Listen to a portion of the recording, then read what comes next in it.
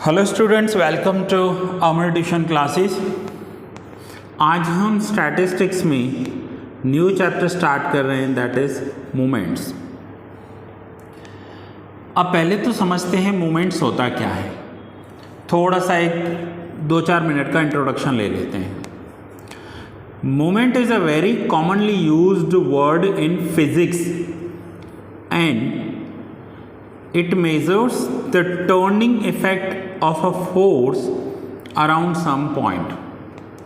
किसी पॉइंट पर आकर उसका टर्निंग इफेक्ट क्या हो रहा है और उस टर्निंग पॉइंट पर उसका फोर्स कितना है, वो यूज़ करने के लिए फिजिक्स में मोमेंट्स का यूज़ होता है।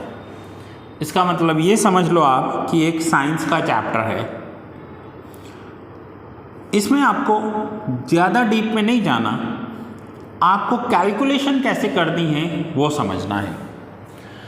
यूँ समझ लो one of the most easiest chapter है। अगर आपको फॉर्मूलाज याद है तो थोड़ी सी फॉर्मूलाज होंगी। With the help of moments, मैं यहाँ से रीड कर रहा हूँ जो हाईलाइट किया हुआ है। With the help of moments central tendency, dispersion, skewness and kurtosis of distribution can be studied। अब ये सारे पॉइंट्स जैसे मेजर्स ऑफ डिस्पर्सन आप सीख कर आए हो स्टैंडर्ड 11th में, स्क्यूनेस सीखा है आपने। ये क्या है?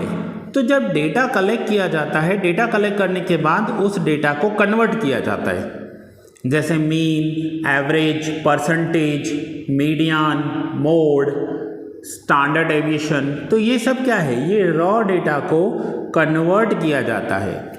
So moments are specialised averages, the average of deviation of the observation from their mean. ये एवरेज कौन से है? डेविएशन। डेविएशन मीन्स डिडक्ट करना। किसको डिडक्ट करना? मीन को।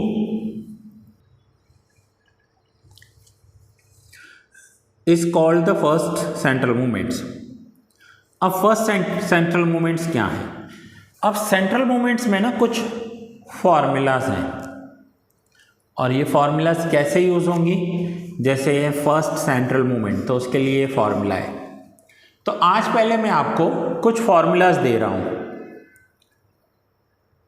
आप इन फॉर्मूलाज को नोट डाउन कर लो, थोड़ा सा लर्न भी कर लो। थोड़ी थोड़ी फार्मूला करके लर्न करते जाओगे तो होता जाएगा, एक साथ तो सब नहीं होगी। सो पहले मैं आपको फॉर्मूलाज दे रहा हूँ आज लर्न करने के लिए। चलिए, सो नाउ मोमेंट्स में सबसे पहले हम सीखते हैं सेंट्रल मोमेंट्स एंड देन हम सीखते हैं रॉ मोमेंट्स। सो सेंट्रल मूवमेंट्स में सबसे पहले आपको फॉर्मूलाज लर्न करनी है या लिखनी है। पहले 2 टाइप के डेटा होते हैं। कौन से data? Ungrouped data and grouped data. Ungrouped data के लिए आप ऐसे ही लिखना जैसे मैंने आपको लिख कर दिया है। अनग्रुप्ड डेटा के लिए सेंट्रल मूवमेंट्स। अब सेंट्रल मूवमेंट्स में ये जो साइन है ना, ये जैसे आप यू लिखते हैं ना, यू, बट यू में दोनों साइड आपको करना है और इसे आप रीड करोगे म्यू। ठीक है? सो सेंट्रल मूवमेंट में first central movement μ1 sigma xi minus x bar upon n। Then central movements में स्क्वायर, थर्ड सेंट्रल मूवमेंट में cube and fourth central movement में फोर्थ पावर लिखेंगे। अब यह है अनग्रुप्ड डेटा के लिए। नाउ ग्रुप्ड डेटा के लिए, तो ग्रुप डेटा के लिए फॉर्मूला होगी, इस फॉर्मूला में सिर्फ आपको f लगाना है, फ्रीक्वेंसी होती है। ग्रुप्ड डेटा किसे कहते हैं? कि ungrouped data means raw data होता है, सिर्फ आपको x की वैल्यू दी हुई होगी, और ग्रुप्ड डेटा में आपको फ्रीक्वेंसी दी हुई होगी। तो फ्रीक्वेंसी दी हुई हो तो आपको ग्रुप्ड डेटा यूज़ करना है। नाउ ये है central movements. Now central movements के बाद नेक्स्ट आप देखोगे रॉ मूवमेंट्स। रॉ मूवमेंट्स में भी grouped data and ungrouped data.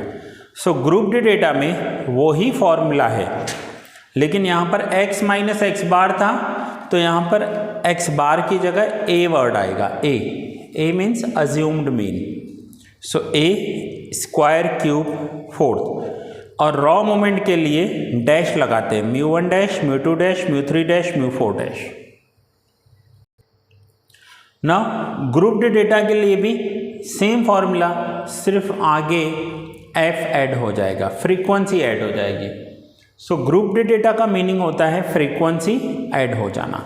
तो ये फॉर्मूला आप नोट डाउन भी कर लो और याद भी कर लो। अब इसके बाद है नेक्स्ट इज सिंपल मीन।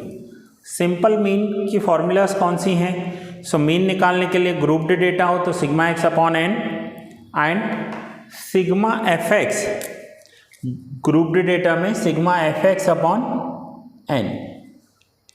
कुछ टीचर्स इसे एफ आई एक्स आई लिखवाते हैं तो भी चलेगा।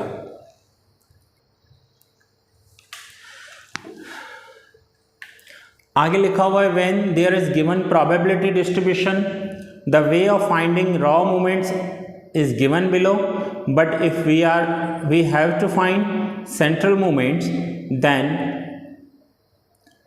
We have to apply conversion formula of raw moments into central moments.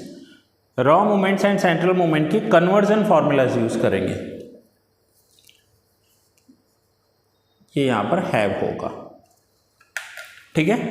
सो अब कन्वर्जन फॉर्मूला कौन सी होंगी तो वो भी समझ लेते हैं कि कन्वर्जन फॉर्मूला कहाँ है। तो ये रही कन्वर्जन फॉर्मूला। अभी के लिए आप नोट डाउन कर लो, जब मैं सम करवाऊंगा तब मैं आपको डिटेल में कन्वर्जन फॉर्मूला के बारे में समझाऊंगा, ठीक है। एंड कन्वर्जन फॉर्मूला के बाद कुछ और पॉइंट्स आपको नोट डाउन करने हैं, दैट इज बीटा 1 स्क्यूनेस कहते हैं, μ3 square upon μ2 cube, coefficient of skewness, kurtosis B2, coefficient of kurtosis and variance and standard deviation. तो ये सारी फॉर्मूलाज हैं जो आपको पहले नोट डाउन कर लेनी है। ना आज ये फर्स्ट लेक्चर था, सिर्फ मैंने फार्मूलाज बताई। मैं फार्मूलाज आपको फिर से एक बार रिवाइज करवा देता हूँ। सबसे पहले आपको क्या नोट डाउन करना है, तो सबसे पहले देखिए सेंट्रल मूवमेंट्स नोट डाउन करनी है। आपको स्क्रीनशॉट लेना है तो स्क्रीनशॉट ले लीजिए।